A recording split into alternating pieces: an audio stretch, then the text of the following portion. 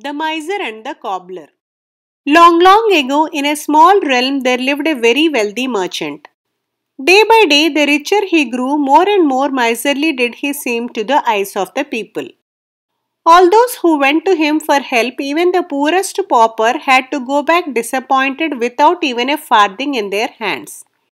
Finally, at the entrance to his mansion, a board was very prominently displayed, spelling out the following words in big bold letters: "Sorry, no charity here." If we are not going to get any help here from the richest man in the town, then where will we get it from? Wondered one of the townsfolk. He is all alone with no descendants. What will happen to all his wealth after he is dead and gone? Pondered another.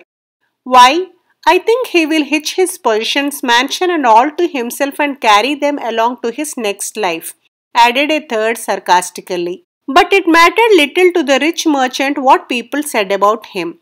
He was happy and he stuck to his policy and remained as miserly and stingy as ever in the eyes of his fellow men. It so happened that in the same town there lived a poor shoemaker. He was known to be a great benefactor. With open hands he gave alms to all those who turned to him for help. But surprisingly, he led a very simple and ordinary life himself. One day, the rich merchant suddenly died, leaving behind all his wealth and possessions. People did not pay much heed to him, nor did they pay their last respects. Indeed, he was the richest man of the realm, but he was a miser to the last degree. His house was sealed for the king's court to take charge of it, for he had no heir to his property. Time passed. Days grew into weeks and weeks into a month. The benevolent shoemaker all this while continued to give alms to the poor and the needy. But one day when some mendicants came to him as usual, he turned them away saying, "I am sorry, I have nothing more to give you." In fact, from that day onwards, whoever came to him for help went back disappointed. People sat wondering what had suddenly gone wrong. For years together, the good shoemaker had never failed to help them. So was it not surprising that he should now just turn them away? Very courteously though. "What happened, Master Cobbler? Something seems to have gone wrong with you?" asked his friends. But the shoemaker remained mum and spoke not a word. The news about the cobbler's sudden change of nature reached the inquisitive ears of the king. He was at once curious and he thought it was in fact his duty to know what actually had gone wrong with him. He summoned the simple man. "How on earth can it be possible that a generous and large-hearted man like you has all of a sudden stopped helping the poor and the needy? We were indeed proud of you and your name had spread far and wide," said the king when the shoemaker was ushered into his presence. "What can I do, your majesty, when the very source of this great benevolence no longer exists?" answered the man. "What do you mean? Will you explain?"